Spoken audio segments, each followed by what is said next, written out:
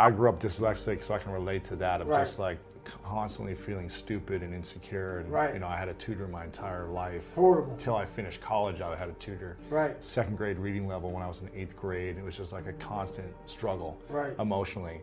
And I took that outlet into sports and said, I'm going to just train myself to be the best I can be in a place where I can learn something differently. Right. And pick up a different skill. But with your learning disability, with your dad beating you, screaming at you, emotionally challenging your mind, with the racism you dealt with the different struggles you felt, with bullies, what was the hardest obstacle to overcome from up until about 15, 16? The hardest obstacle was myself. I started realizing more and more and more that all these people were gone. What was haunting me was me. I can't control my dad. I can't control all these things, but they were things that kept me down. It started becoming my reality.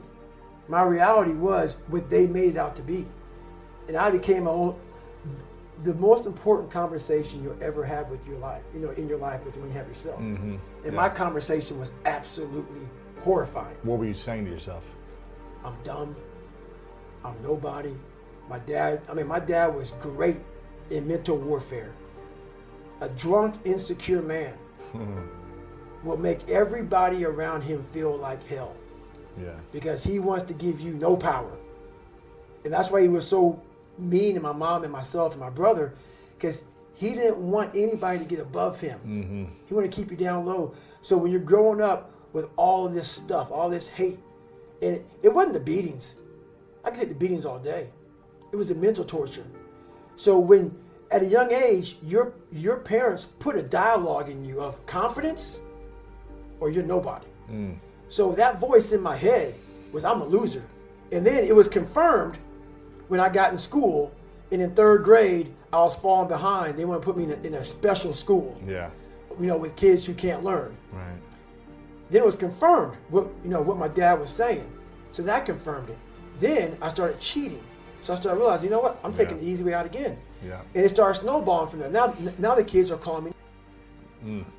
But it wasn't all the kids. So what happens is you start to get this picture that everybody hates you, because your reality becomes so big that you can't see the clear picture. It might have been 3 or 4 That's kids it. doing it over and over. Right, but it was the whole town. Yeah. Everybody hated me.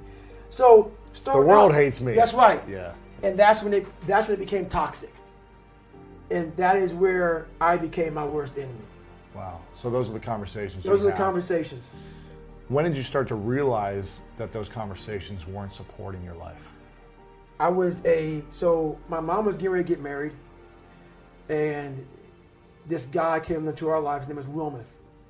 He came into our lives, and like I always say, whenever my life's getting better, God will put another challenge in front of me. He gets murdered. This is when the racism started. Really? Because now I'm 16. Wow. Kids don't care. Yeah. You're just a kid. I look different, but kids don't care. Yeah. Kids don't know. But when I moved and I came back, I'm no longer a kid. So all the kids I grew up with, I'm now different. I'm different. So there's about 5 black kids in my school. And the reality came when I came out one day and on my car was spray painted, "We're going to kill you." Oh my gosh. And about 10 minutes from Brazil, Indiana is a small town called Center Point, Indiana. Uh-huh. And Center Point, Indiana Yeah. was at that time a huge hub of the KKK. Wow. In 1995, the Klan marched in the 4th of July parade. There's a picture in the book in 1995, 10 minutes from my house, of crosses being burned. 10 minutes from your house. 10 minutes from my house. Wow. So when you have all this negativity growing up, and now you're cheating and you're doing this, and your dad beats you, and your mom's fiance gets murdered, and tragedy after tragedy after tragedy, and then you come to this, and your mom's working 3 jobs. She's not home at all. She never saw one report card of mine. She didn't know how bad off I was in school. She was hustling, trying to make money, and I was the man of the house, lying, sneaking around, not going to school, cheating, everything I could. Yeah. And so I walked out of school one day and saw this, "We're going to kill you," on my car. And I went in to get the principal, there's several incidents like this that happened. I went to get the principal, and the principal, he didn't have anything. He couldn't give me any advice. And I didn't want to tell my mom about it because my mom was already bothered by my dad beating her down, and now her fiance got murdered. So I didn't want to The bother last her. thing on her mind. Yeah. She's like, I've dealt with this my whole life. Right. I didn't want to bother her with anything, man. So I kept everything away from her. So I'm in the car wash trying to scrub this stuff off, and I got home, and so happens 2 weeks later she gets a note from school. And the note says, your son is going to fail. He's not going to graduate. And she's like, what is this? And I had to come clean with my mom of all the years of me cheating, of all the bullying, of all this and all that. And she was such in a bad spot in her life that the best thing she could do was like, hey, you're going to fail. You're going to fail school. Wow. And I was like, my God, man, like, she was in a dark place and I was in a dark place, and we were kind of on our own in the same house, but living different lives. And I realized at this time in my life, she was a great mom, but I was on my own. And that's when a real big change happened for me. So I said, I'm going to join the military. This is 6, 17? 17, yeah. I wanted to go into the delayed entry program. Mm-hmm. And I went to take the ASVAB test, and I cheated. So that's what you knew. That's what I did. You're good. So I got my friend, because I walked into the recruiter's office, and the recruiter says, hey, you got to take this ASVAB test. Second I heard the test, I was like, man, hang on a second. I can't test to save my life, man. I'm going to go. Yeah. Can I come back tomorrow? Yeah. So I come back, and the recruiter starts handing these tests out. And I'm like, great, I'm going to sit with my boy. Mm-hmm. I'm going to copy off my boy. He had a different test than I did. Ooh. So I couldn't copy off him. Yeah. And that's when the light bulb hit on. So I failed this test several times. You failed twice? I failed it twice. I actually failed it. I failed it twice, and the third time, I said, Mom, I need help. Wow. And she said, we don't have much money, but we can afford a tutor for 1 hour a week for 6 months, because this is my last time taking the test. And so I had to learn. So I had a third grade reading level. Yeah. I'm a junior in high school. Yeah. So I had 6 months to learn all this stuff. And I only had a tutor for 1 hour a week. So basically what happened was she would come in for an hour, and I wasn't picking it up, any of it. I just couldn't retain anything. Yeah. And it was so much to learn that overwhelmed me. So basically what happened was I realized I had to go by the store and buy spiral notebooks. And I had to literally write down every single thing repeatedly. Like, so what may take you an hour to learn, it took me hours, 6, 8, 9, 10 hours. I had to write the same thing down. Simple stuff. I hear you, man. So I started memorizing. Yeah. That's my life. So I had to memorize. Yeah. So I didn't really learn it. I could just recall it from writing it down so many times that on page 71, I remember seeing that. Yeah. And that's how I did it. And I ended up passing that test. Crazy. And I got in the military. So it's crazy. Yeah. What was the greatest lesson your mom taught you growing up? Honestly, the greatest lesson she ever taught me is a lesson that she doesn't know how much she taught me, because she wasn't much in the teaching mode. My dad took her soul. But what I did as a young kid is I observed everybody. I wasn't really smart in the books, but I was real smart when it came to life. Yeah. And I was able to sit back and watch her mistakes. I was able to see how she struggled through life and how I don't want to struggle through life. And I was able to see she never picked me up. The biggest thing she did for me, and this is the honest to God truth, and she doesn't even know she did it. When I would bust my ass, when I would fail, when I was at the bottom of the sewer, she never picked me up. She never gave me that cookie and said, hey son, it's going to be okay. She didn't have time for that. And sometimes she gets upset when I talk about my past because it paints her out to be not the best mom.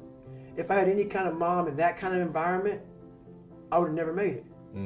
Because she forced me, for every reason, she forced me to, you better figure this out, or you're going to be a statistic. Wow. And this is something that she didn't sit down and tell me. I realized this. This is the world that is in front of me. And what most people do is they see this world and they look at it as an excuse to get out of it. Yeah. I started looking at it as this is the ultimate training ground for the rest of my life.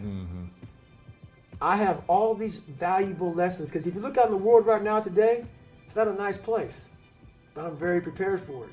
Yeah, you are. I'm prepared for it. I'm prepared for all the failure coming my way. I'm prepared for everything my way.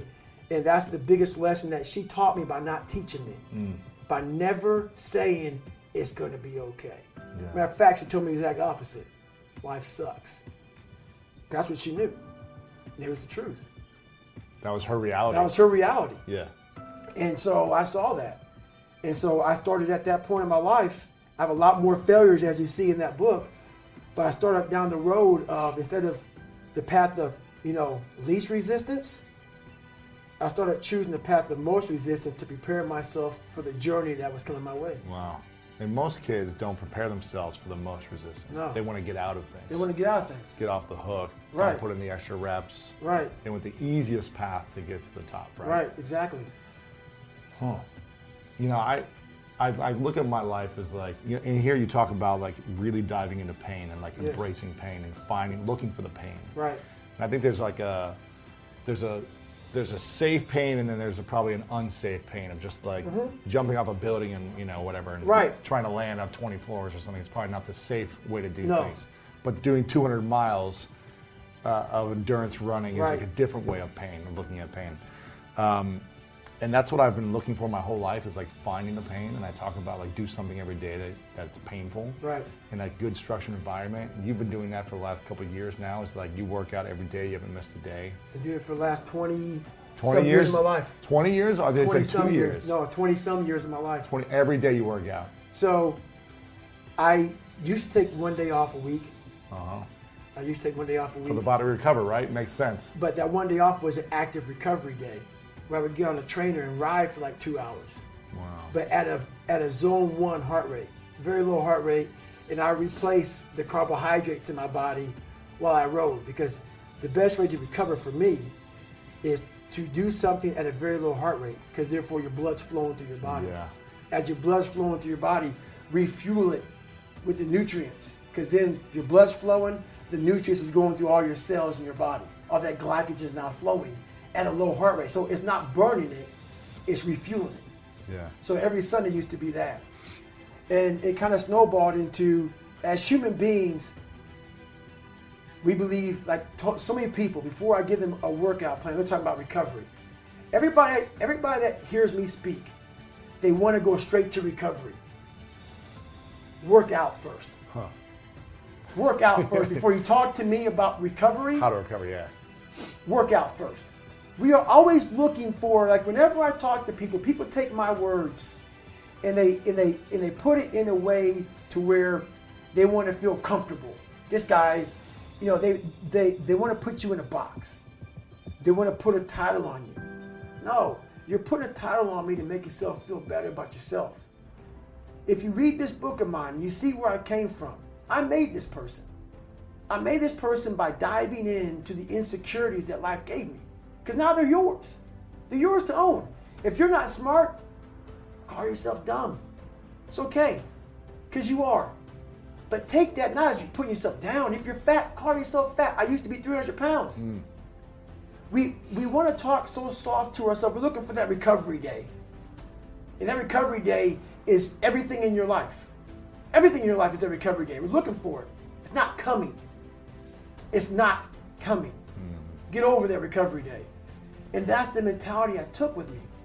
And what happened through that process was all the frivolous things of life started to float away. I used to tell people lies so they would like me. Because I was so insecure. When you start to build yourself up and start to have the one thing that we don't have is confidence. Yep. Real, authentic confidence from hard work. Everything else goes away. You no longer look to other people for your self-esteem. For validation. That's right. Yeah. You now know. I walk in a room now and I know the hours and years and decades I put into David Goggins. That's something, it's not on the wall. It's not a trophy on the wall. It's not a medal around your neck. It is actually a feeling in your heart. And people go, why don't you ever smile? I don't have to. Yeah. Yeah, I do have a stoic look on my face. I'm a very focused person. But the feeling I have in my soul and in my heart, that's why I don't need to smile. I don't need to smile. I don't need you to look at me and say, oh my God, you look happy. Because half of us aren't happy.